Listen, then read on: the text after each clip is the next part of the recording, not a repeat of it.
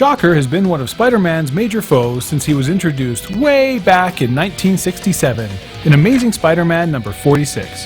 His real name is Herman Schultz, and he's that rarest of supervillain, a career criminal who deliberately set out to get powers so that he could commit crimes easier. See, Herman was a professional thief and a safecracker, but he was just okay at his job. And after several arrests, convictions, and stints in jail, he decided he needed to create a tool that would let him crack open a safe so quickly the police will never have a chance to catch him. It's a pretty solid plan, right? Nice and simple. So, during one of his stays in prison, he uses his access to the prison workshop to create a set of gauntlets that will make vibrations so intense they can literally shake apart almost anything.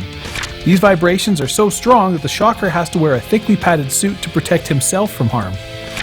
Spider-Man discovers Shocker when the entire building he's on starts to vibrate.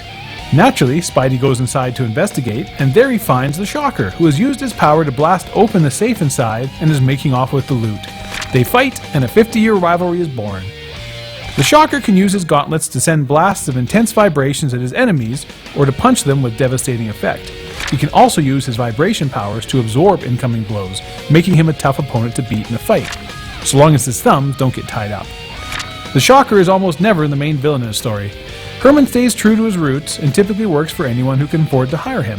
He's been a part of almost every team of Spider-Man villains, including, but not limited to, the Thunderbolts, Villains for Hire, the Sinister Six, the Sinister Seven, and even the Sinister 12.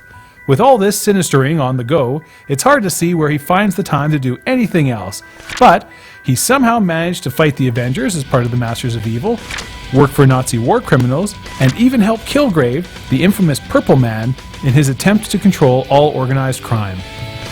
In addition to nearly 5 decades of villainy in various comic series, Shocker has made multiple appearances in nearly every Spider-Man cartoon and has appeared in a ton of video games.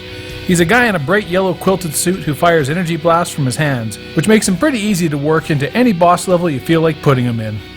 Interestingly, Herman Schultz really isn't a violent man. He'll fight when he has to, but it's important to remember that he built his suit to crack open safes and not to battle heroes.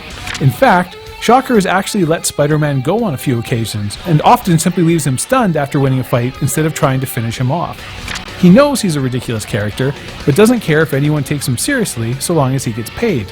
All he wants is to make his fortune and retire. Shocker will be played in Spider-Man Homecoming by Bokeem Woodbine, who is perhaps best known for playing Mike Milligan on the TV series Fargo. We're not sure yet how the Shocker will fit in with the other villains, the Tinkerer and the Vulture, but we're excited to see the movie debut of this classic Spider-Man villain. If you want to know more, go ahead and click on the face of any of these characters who are going to appear in the upcoming Spider-Man Homecoming movie. Learn all about them now, because you can't say it was better in the comics unless you know what happened in the comics. If you enjoyed this video, please let us know by clicking on that like button just down there, and make sure you hit subscribe so you can learn the origins and backgrounds of characters for all the upcoming DC and Marvel movies. And if there's a comic character you'd like to know the history of, just mention them in the comments below, or hit us up on Twitter and let us know, and we'll probably get to it eventually.